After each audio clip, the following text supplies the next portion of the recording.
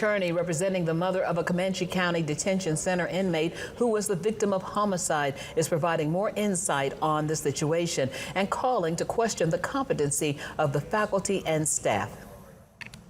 7 News investigative reporter Seth Marsicano brings us that conversation.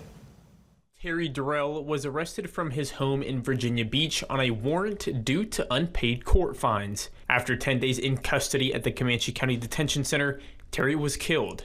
According to his autopsy report, he suffered over 30 stab wounds. Vicki Durrell, Terry's mother, has been waiting over 8 months for any information.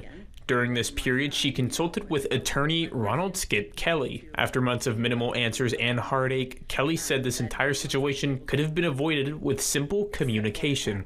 A warrant that he would have immediately returned to Oklahoma to address if he had knowledge of. Further detailed in Terry's medical examiner report explains his body arrived in blood-soaked clothes. Manner of death, homicide. His life is ended.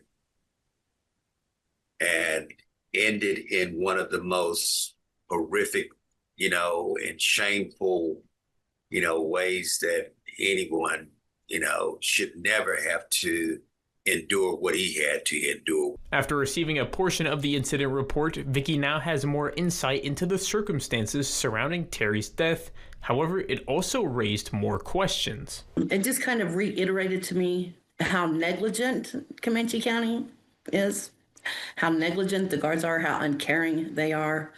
It just kind of sounded like a free-for-all, which doesn't surprise me. It said the responding officer asked the other inmates to drag the body over to the door so they didn't have to enter the pod due to officer safety concerns. There's got to be a problem if the detention officers have fear of going inside a cell.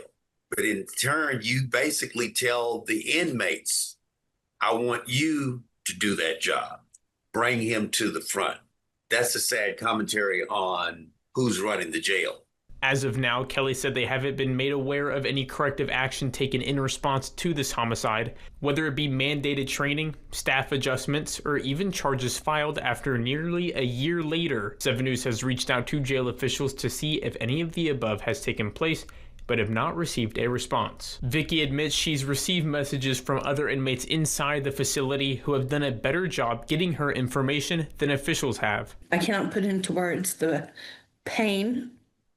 I feel the anger, and I am just raw emotion, anger. I am so angry.